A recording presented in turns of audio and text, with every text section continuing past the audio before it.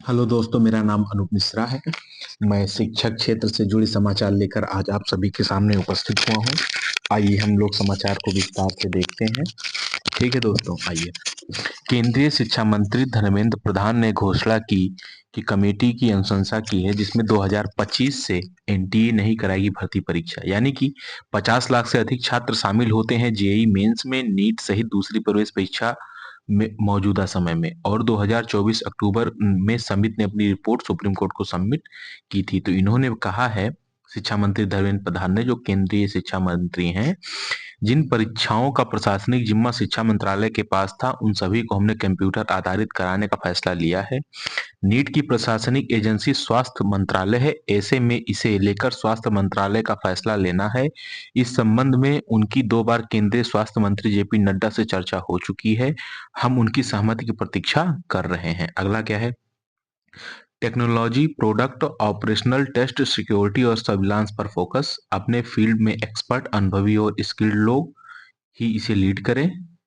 एक governing body हो जिसमें 3 सब कमिटियां होंगी। ये कमेटियां ऑडिट, ट्रांसपेरेंसी, नॉमिनेशन, स्टाफ और स्टेक होल्डर रिलेशनशिप को देखेंगी। अब इसके बाद क्या है? परीक्षा केंद्रों के चयन की प्रक्रिया बदलेगी। कैसे होगा देखते हैं, आइए। शिक्षा मंत्री ने बताया कि समिति की सिफारिश पर काम शुरू कर दिया गया है। परीक्षा केंद्रों के चयन की प्रक्रिया बदल गई है। अब सिर्फ सरकारी संस्थानों, स्कूलों एवं कॉलेजों को परीक्षा केंद्र बनाया जाएगा। इसमें नवोदय विद्यालय, केंद्रीय विद्यालय भी शामिल होंगे। धर्मेंद्र प्रधान ने बताया कि परीक्षा में गड़बड़ी रोकने के लिए राज्य और जिलों की परीक्षा प्रक्रिया में जोड़ा जाएगा। किसी भी जिले की परीक्षा केंद्र अब बगैर डीएम, एसपी की सहमति के नहीं बनेंगे।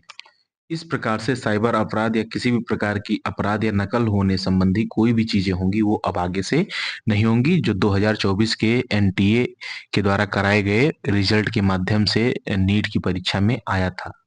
ठीक है दोस्तों, आगे आते हैं, आगे पढ़ते हैं। अगला समाचार है, देश की 19 संस्थानों पर 61 लाख का मुकदमा। ये न्यूज है IAS, PCS, NEET, JE, PMT की कोचिंग से संबंधित।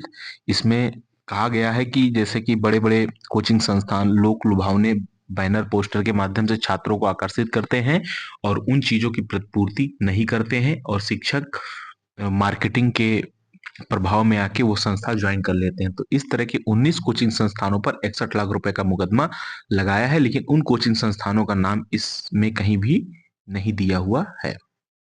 आइए दोस्तों, चलते हैं अगली खबर की तरफ। एसबीआई में, यानी कि स्टेट बैंक ऑफ इंडिया में 13,753 क्लर्कों की भर्ती होगी। अभ्यर्थियों के लिए आवेदन की अंतिम तिथि 17 जनवरी होगी। बिहार में एसबीआई क्लर्क के लिए 1,111 रिक्तियां आई हैं, यानी कि जो एसबीआई क्लर्क की टोटल भर्ती आई पूरे भारतवर्ष में वो 13,735 भर्ती है, जबकि बिहार में 1,111 भर्तियां ही आई हैं। 17 जनवरी इसका लास्ट डेट है।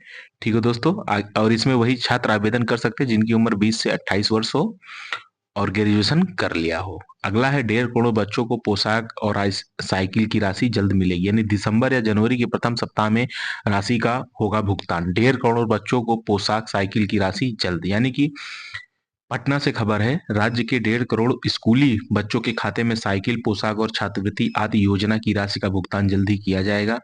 शिक्षा विभाग इसे लेकर जोर शोर से तैयारी कर रहा है। उम्मीद है कि दिसंबर के अंतिम अथवा जनवरी के प्रथम सप्ताह में राशि का भुगतान किया जाएगा। वित्तीय वर्ष 2024-25 के तहत इस राशि का भुगतान किया जा रहा है। इसके लिए करीब 4,000 करोड़ का प्रबंध विभाग की ओर से किया है। अप्रैल से सितंबर तक बच्चों के स्कूल में 75% तक की उपस्थिति के आधार पर लाभुकों की सूची तैयार की गई है। पहली से 12वीं कक्षा के करीब 1.5 करोड़ बच्चे इसमें शामिल है, जिनकी सूची विभाग की ई शिक्षा कोष पर दर्ज हुई है। स्कूल के प्रधानाध्यापकों के सहयोग से बच्चों की सूची पोर्टल पर अपलोड की गई है। हालांकि पोर्टल पर बच्चों के नाम की एंट्री का कार्य अभी भी चल रहा है। संबंधित राशि सीधे बच्चों के खाते में डीबीटी, यानी कि डायरेक्ट बेनिफिट ट्रांसफर से भुगतान होगी। विभाग के पदाधिकारी बताते हैं कि राज्य सरकार या सरकार के अनुदानित स्कूलों के सभी बच्चे इन योजनाओं के तहत लाभान्वित होंगे, बशर्ते स्कूल में 75% हाजिरी उनकी रही है। जिले से प्राप्त रिपोर्ट बताती है कि पहली से 12वीं कक्षा के नामांकित बच्चों की संख्या 1,80,00,000 है। इनमें 1.5 करोड़ की सूची पोर्टल पर दर्ज की गई है। साथ ही कन्या उत्थान योजना के तहत स्नातक उत्तीर्ण छात्राओं को भी 50-50 हजार रुपए की 50-50 हजार रुपए भुगतान की तैयारी अंतिम चरण में है। योजना के लिए आवेदन देने वाले जिन छात्र छात्राओं को विश्वविद्यालय से रिपोर्ट प्राप्त होगी उन्हें राशि का भुगतान कर दिया जाएगा। ठीक है दोस्तों, अब हम अगली समाचार की तरफ बढ़ते हैं। लिखा है बीपीएससी में साक्षरता भवन का होगा निर्माण, यानी कि जहां बिहार लोक सेवा आयोग का कार्यालय है वहां पे साक्षरता करने के लिए एक भवन का निर्माण किया जाएगा और उसी भवन में आगे चलकर साक्षरता करवाया जाएगा। उसमें 2 तल बनवाए जाएंगे। आइए दोस्तों अगले समाचार पर चलते हैं। शिक्षकों को दिया जाएगा टैब, इसी से बनेगी डिजिटल उपस्थिति। बच्चे कम हाजिरी अधिक तो सॉफ्टवेयर खोलेगा पोल, यानी सभी बच्चों की एक साथ फोटो करनी है अपलोड, सॉफ्टवेयर मार्क हाजिरी से फोटो का होगा मिलान। स्कूल में परीक्षण हुआ पूरा, जनवरी से मिलेगा प्रशिक्षण, उसके बाद जनवरी के बाद ये चीजें स्कूल में लागू हो जाएंगी। तो जो भी शिक्षक विद्यालय में बच्चे नहीं आ रहे, दिन भर बैठे रहते हैं और हाजिरी शाम को बढ़ा के भेज देते हैं, अब ये चीजें नहीं होंगी। सारे बच्चों को क्लास में खड़ा करके उनका फोटो ग्रुपिंग करके अपलोड किया जाएगा और सॉफ्टवेयर उसको रिकॉग्नाइज करके कि कौन सा बच्चा कौन है उस हिसाब से उसका अटेंडेंस बन जाएगा और इस हिसाब से फर्जीवाड़ा पकड़ा जाएगा। अगला है सभी जिले के डीईओ काउंसलिंग के दौरान रहेंगे मौजूद। मुजफ्फरपुर में 6 जिलों के एचएम यानी हेड मास्टर की काउंसलिंग है। पटना के बाद मुजफ्फरपुर में सबसे अधिक अभ्यर्थियों की काउंसलिंग है। वीसी में तय हुआ है प्रमंडल के अभ्यर्थियों की संख्या के आधार पर काउंटर। 892 हेडमास्टर अभ्यर्थी काउंसलिंग में होंगे शामिल। 5771 हेडमास्टर के पद के लिए सूबे में काउंसलिंग। तिरहुत से सबसे अधिक अभ्यर्थी मुजफ्फरपुर के। ठीक है दोस्तों, ये हेडमास्टर की काउंसलिंग से संबंधित तैयारी थी, इसके बारे में हमने आपको जानकारी दे दी। अगला समाचार है बिहार में मासिक परीक्षा का। बिहार बोर्ड यानी कि 9वीं और 11वीं की मासिक परीक्षा 23 दिसंबर से स्टार्ट है, यानी कि 11वीं की वार्षिक परीक्षा 23 दिसंबर से विद्यालय स्तर पर होगी। 9वीं की परीक्षा 26, तो 11वीं की परीक्षा 31 दिसंबर तक चलेगी। परीक्षा 2 पालियों में होगी। बिहार बोर्ड ने सभी जिला शिक्षा पदाधिकारी को परीक्षा संचालित करने को लेकर पत्र लिखा। 20 दिसंबर तक सभी माध्यमिक और +2 स्तर के स्कूलों में प्रश्न पत्र उपलब्ध करा दिया जाएगा। 9वीं का परिणाम 30 दिसंबर तक, तो 11वीं का परिणाम 3 जनवरी तक अनिवार्य रूप से तैयार करना जरूरी है।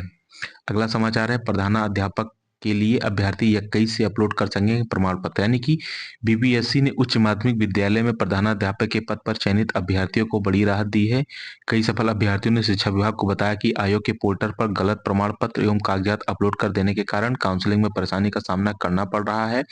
शिक्षा विभाग से इस संबंध में पत्र प्राप्त होने के बाद वांछित प्रमाण पत्र एवं कागजात अपलोड करने के लिए 21 से 24 दिसंबर का अवसर प्रदान किया जाएगा। वैसे अभ्यर्थी जिन्होंने अपना प्रमाण पत्र कागजात गलत अपलोड किया है वो सही प्रमाण पत्र अपलोड करके इस सुविधा का लाभ उठा सकते हैं। जनवरी से 8 लाख बच्चों का होगा साप्ताहिक टेस्ट, यानी कि ये खबर है मुजफ्फरपुर से। जनवरी से जिले के 1ली से 12वीं कक्षा तक के 8 लाख बच्चों का साप्ताहिक टेस्ट होगा। सभी स्कूलों में हर सोमवार को इस टेस्ट का आयोजन होगा। इसको लेकर डीईओ अजय कुमार सिंह ने सभी बीईओ को निर्देश दिया। शिक्षा विभाग के अपर मुख्य सचिव ने आदेश दिया है कि जनवरी 2025 से अब मासिक परीक्षा नहीं ली जाएगी। सभी बच्चों का अब आंतरिक मूल्यांकन होगा जो साप्ताहिक होगा। अपर मुख्य सचिव के इस आदेश के आलोक में डीईओ ने सभी बीईओ को अपने स्तर से तैयारी करने का आदेश दिया है। डीईओ ने कहा कि हर विषय के लिए शेड्यूल बनाया जाएगा, किस सप्ताह कौन से विषय का मूल्यांकन किया जाएगा। यह शेड्यूल स्कूल बनाएंगे और इसकी कॉपी बीईओ को उपलब्ध कराएंगे। बीईओ यह कोशिश करेंगे कि सभी स्कूलों में इसे लेकर एक रूपता रहे। इसकी रिपोर्ट हर सप्ताह बीईओ जिला कार्यालय में देंगे। ठीक, अगला समाचार है परीक्षा केंद्र पर मृत अधिकारी के स्वजन से मांगी माफी। ये खबर है बिहार राज्य के पटना जिले की, जहां पर पूरे एशिया का सबसे बड़ा परीक्षा भवन बाबू परीक्षा भवन था। वहां पे बीपीएससी लोक सेवा आयोग की पीसीएस जैसी प्रेस्टिजियस जॉब की परीक्षा थी। वहां पे एक साथ 12,000 कैंडिडेट परीक्षा देने बैठे, तो वहां पे थोड़ी सी समस्या होने के कारण छात्र परीक्षा में अनुपस्थित हो गए और कुछ छात्र परीक्षा पे प्रश्न पत्र उनको नहीं मिल पाया। उस कारण हो हल्ला हुआ और जो व्यवस्थाएं थी वो बिगड़ गई और लोग क्लासरूम से बाहर निकल आए। और उसी दौरान वहां पे एक निरीक्षी अधिकारी जिनको परीक्षा केंद्र का जिम्मा मिला था उनकी हार्ट अटैक से मौत हो गई। तो वहां तो पटना जिला के जो डीएम है चंद्रशेखर जी, उन्होंने मृतक पदाधिकारी के स्वजन से घर पर जाकर माफी मांगी। अगला समाचार है 2025 से जनगणना बिहार में तैयारी शुरू, डिजिटल ईवी बन रहा है। क्या नया क्या है इस बार, आइए देखते हैं। इस बार कागज व डिजिटल माध्यम होगा। जनगणना की तारीख तय नहीं है। जनगणना कागज और डिजिटल दोनों माध्यम से होगी। 2035 में होने वाली जनगणना पूरी तरह डिजिटल फॉर्मेट में होगी। ईबी के गठन का आधार वर्ष 2011 में जनगणना हुई थी, इसी को आधार मानकर गणना ब्लॉक का गठन किया जाएगा। शहरी क्षेत्र में ईबी की संख्या बढ़ रही है, ग्रामीण क्षेत्रों में शहरी क्षेत्रों के मुकाबले बढ़ोतरी हुई है। 150 घरों पर एक ईबी बनेगा। एक गणना ब्लॉक में 100 से 150 घरों को शामिल किया जाएगा। एक गणना प्रगणक को 4 से 5 ईबी में गणना की जिम्मेवारी होगी। इसको डिजिटल फॉर्म में अपलोड किया जाएगा। कोविड में कार्य बाधित देश में पहली बार 1872 में जनगणना हुई थी। 1881 से 2011 तक प्रत्येक 10 वर्ष पर जनगणना होती थी। वहीं 2021 की जनगणना होनी थी, लेकिन अभी तक जनगणना नहीं हुई कोविड के कारण।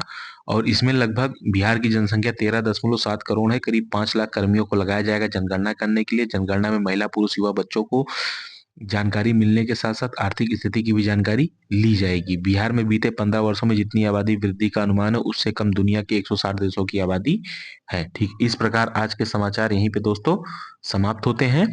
अगर आप लोगों को समाचार अच्छा लगा हो तो इसे आप लोग अपने मित्रों को प्रेषित करें, उन्हें इस चैनल के बारे में बताएं। ये मेरा ही नहीं, मेरे ही साथ साथ आप लोग का भी चैनल है, और इससे जुड़े लोगों को जोड़े, चैनल को सब्सक्राइब करें, लोगों को शेयर करें, वीडियो देखने के लिए प्रोत्साहित करें। धीरे धीरे मैं अपने वाक कौशल में सुधार करूंगा। ठीक है दोस्तों, आप लोगों के प्यार का मुझे इंतजार है। जय हिंद, जय भारत, जय बिहार, जय श्री राम।